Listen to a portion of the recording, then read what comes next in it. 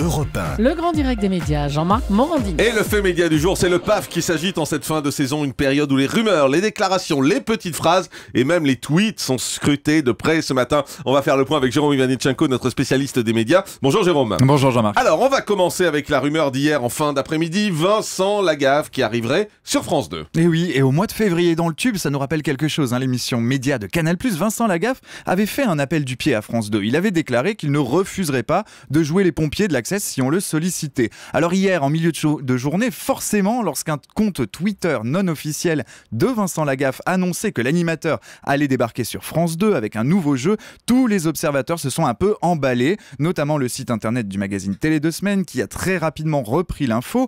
Mais pour vous dire la vérité, Jean-Marc, ça sent quand même un peu le pipeau. Totalement. Ça sent même la rumeur frelatée. D'abord, le compte Twitter en question semble avoir été créé uniquement pour diffuser cette information. Et puis les images du pilote qui accompagnait ce message laissaient apparaître à certains moments le logo de TF1. Donc, selon le site Pure Média, en tout cas, il y a quelques minutes, France 2 a démenti en bloc cette information. Et puis surtout, l'Access de France 2 la saison prochaine semble promis à Nagui, qui a été confirmé il y a quelques semaines par Thierry Tuillier, le patron de la 2. Lagaffe sur le service public à la rentrée, cela semble bien improbable. Oui, ce qui est surréaliste, c'est que Télé 2 Semaines a repris cette info alors que c'est un compte qui a été créé quelques heures avant, qui a 50 abonnés, qui n'est pas un compte officiel, donc n'importe qui peut créer n'importe quoi. Ça fait l'objet d'un papier sur Télé 2 Semaines. Je trouve ça totalement surréaliste. Alors de son côté, Benjamin Castaldi tourne un pilote pour TF1. Et oui, il y a encore quelques semaines, on pensait que Benjamin Castaldi était sur le point de quitter la Une. On pensait même qu'il ne serait pas aux commandes de la saison 8 de Secret Story, qui débutera le 11 juillet prochain. On l'annonçait sur les rangs pour animer Rising Star, le très attendu télécrochet que prépare M6. Visiblement, il n'en est rien. Benjamin Castaldi aurait reçu des assurances de la part de la Une,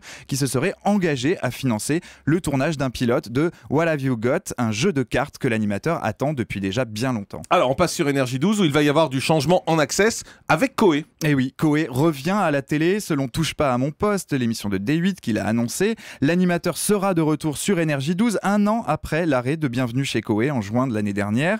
À la rentrée, il sera donc aux commandes d'un jeu diffusé aux alentours de 18h30. Ce jeu s'appelle My Man Can, qu'on peut traduire par Mon mec peut le faire. Le concept, 4 candidates devront miser lors d'une partie de poker, mais attention, elles ne miseront pas sur les cartes qu'elles ont en main, mais sur les capacités de leurs compagnons à relever des défis. Si Coé sera l'animateur de ce jeu, en revanche, il ne devrait pas en être le producteur.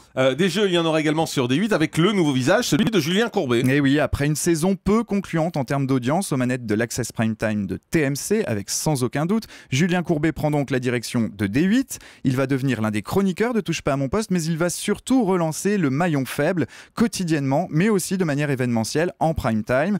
Des diffusions par salve qui alterneront avec un autre jeu emblématique qui a aussi fait les belles heures de TF1. Il s'agit du célèbre jeu des boîtes, à prendre ou à laisser, animé autrefois par Arthur. Ces informations ont toutes été confirmées par le principal intéressé. Elles n'ont pas été démenties par D8 non plus, donc le taux de probabilité est donc de 100%. Et puis du côté d'M6, il y en a un qui a mis une belle pagaille vendredi ici dans ce studio à M6, c'est Xavier Demoulin qui a annoncé qu'il avait un projet pour remplacer 100% Mag. Et oui, il a même annoncé avoir soumis une idée à la direction de M6 si celle-ci décidait d'arrêter 100% Mag.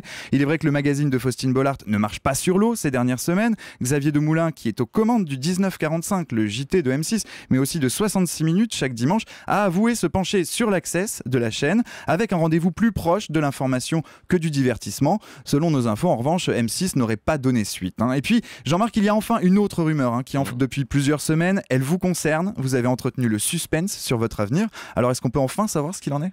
Sur mon avenir, écoutez, c'est vrai que j'ai eu des propositions de plusieurs chaînes pour aller faire des choses différentes l'année prochaine. C'est vrai que j'ai pas très envie de retourner en Access pour aller faire des jeux ou pour aller faire de la télé-réalité. C'est pas mon truc. Je veux me concentrer sur l'information, sur les reportages, comme je le fais avec Crime et Scandale. Donc, j'ai décidé de rester sur Énergie 12 la saison prochaine avec 2 primes par semaine, comme c'est le cas en ce moment. Donc, c'est une belle proposition. Il y a Crime, il y a Scandale, il y a un nouveau prime qui va arriver sur lequel je travaille qui s'appelle 99 heures, qui arrivera sur Énergie 12. Il y a un nouveau prime également, qui est un prime de plateau sur lequel je travaille. Donc voilà, j'ai choisi de rester sur Énergie 12 où je suis depuis 2 ans déjà, avec une direction avec qui je travaille en confiance. Donc voilà, je pense que c'est la meilleure des solutions aujourd'hui. En tout cas, c'est vrai que ça n'empêche pas d'avoir regardé avec attention les autres propositions, mais j'ai envie de rester sur l'info, le reportage, l'enquête, où je prends beaucoup de plaisir.